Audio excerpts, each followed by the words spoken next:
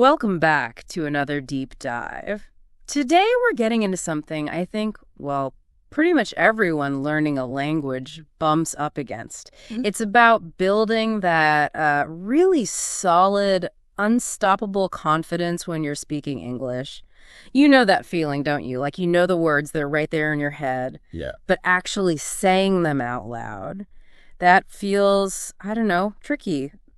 A bit nerve-wracking. Oh, absolutely. It's incredibly common. And what's great about the source we're diving into today, Speak Bold, your 21-day English confidence plan, is it doesn't just, nod at the problem. It actually gives you a real step-by-step plan to tackle it. Exactly. That's our mission here, to pull out the absolute core takeaways from this plan. We want to help you go from just having the idea to actually doing something that can kind of fundamentally rewire your habits, maybe even your brain, and definitely how you approach speaking English in the future. Yeah, the source itself sort of implies this whole journey, right? From facing that initial fear to building a different mindset, even training your body and voice. Yeah. And what we're focusing on now is that final, really practical bit, the action plan. Right. Putting it all together. And a huge idea in this plan is that confidence it's not something you just get passively, like waiting for a delivery. It's something you have to actively build. You construct it piece by piece. Okay, so let's unpack that. The plan talks about the 3 foundations of confidence. Seems pretty central. The first one is consistency. What does that really mean here? Is it just showing up? It's a bit more than just showing up, though that's part of it. It's about small wins every day. That's the key phrase they use. So forget trying to cram in like 3 hours on a Saturday. That's not the idea. Instead, it's about doing something manageable, maybe just 15 minutes, but every single day. 15 minutes. Okay. And doing it daily, that's what starts to rewire things. It builds momentum, makes it a habit, almost like muscle memory for your brain. Right, like going to the gym. Small, consistent effort beats one massive, exhausting session. Okay, got it. Foundation number 2 is exposure. The source puts it nicely. You need to hear, speak, and live English, not just study it. Exactly. This is crucial. It's pushing past the textbook, past the grammar drills. It's about immersion, but active immersion. You need to be hearing real English, spoken naturally, and importantly, you need to be using it yourself, even in small ways, letting it become part of your actual life. So less theory, more practice in the real world. Precisely. That real-world use is what makes the learning really stick. Okay. And the third foundation, which I found really interesting, is emotion. It says you need to connect joy, curiosity, pride to your practice. Why is that so important? It's kind of fluffy. It might sound that way at first, but it's actually based on how our brains work. Learning is supercharged by emotion. When you feel good doing something, maybe proud of saying a sentence correctly or curious about a new phrase or just enjoying the process, your brain pays more attention. It helps you remember better. It makes you want to come back and do it again tomorrow. It reduces that psychological friction. Ah, okay. So it's the fuel that keeps the engine running, basically. You could say that. It makes the whole process less of a chore and more of something you actually look forward to. Right. And these 3 things, consistency, exposure, emotion, they all come together in what the plan calls the confidence formula. It's laid out as daily practice plus real use plus emotion by 21 days, confidence breakthrough. That sounds pretty powerful. It is powerful because it's holistic. It takes all of those crucial elements we just talked about. Daily practice, that's consistency. Real use, that's exposure. Plus the emotion factor.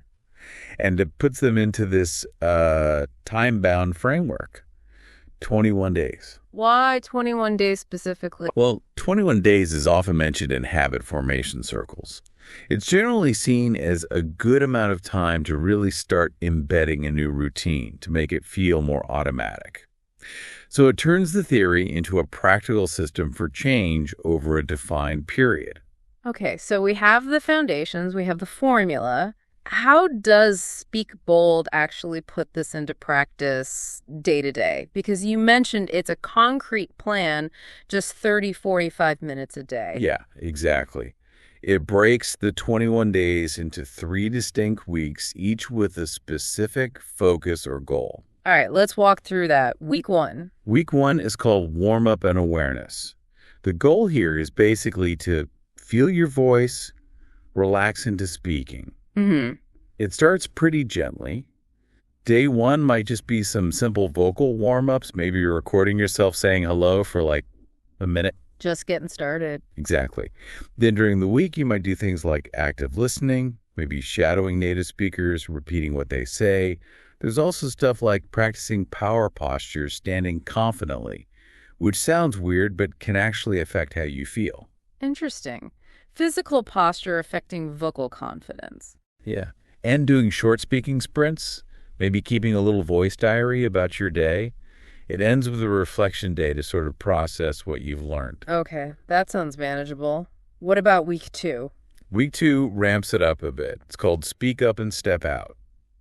The goal is to stretch your voice, break nervous habits. Ah, so pushing the boundaries now. Definitely. This is where you might try more intense shadowing, maybe look into joining a speaking app or finding a language exchange partner online. It encourages you to practice projecting your voice more, experimenting with saying the same sentence but with different emotions. Oh, like saying, I need coffee happily, then sadly, then angrily. Exactly. It helps you realize the flexibility of your voice. It even suggests things like quietly speaking English to yourself while you're out in public, just getting used to the sound. That takes a bit of courage. It does. And the week often culminates in recording a sort of challenge message to yourself, like, this feels tough, but I'm doing it anyway. A little self-encouragement. I like that. Okay, brings us to the final week, week 3. Week 3 is flow and freedom. And the goal here is pretty ambitious.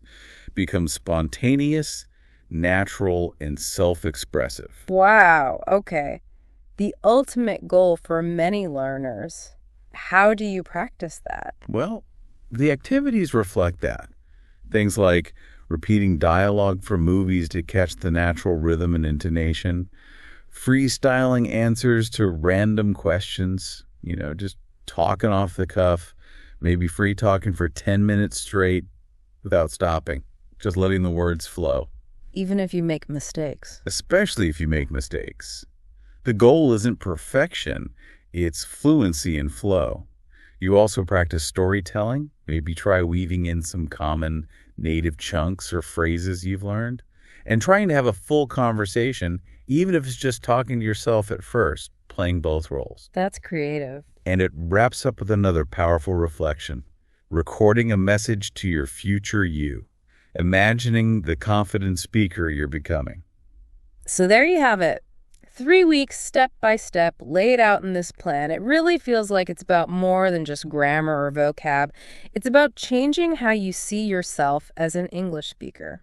Absolutely. It's an invitation, really, a 21-day journey based on this material we've explored, designed to help you build that speaking identity. Right. So we've just journeyed through the core of the Speak Bold plan. It's been quite a deep dive.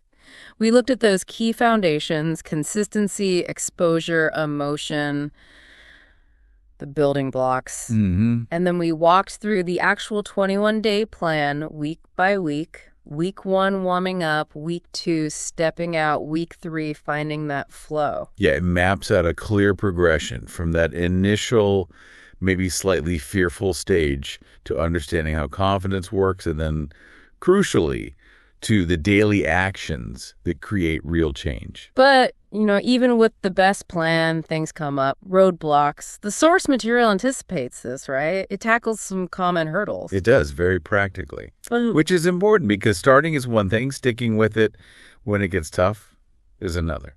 Okay, so what about this one? I'm doing the plan, but I still feel nervous. What's the advice there? The plan's response is pretty direct. and I think quite liberating. It says confidence doesn't mean you never feel fear. It means you speak anyway.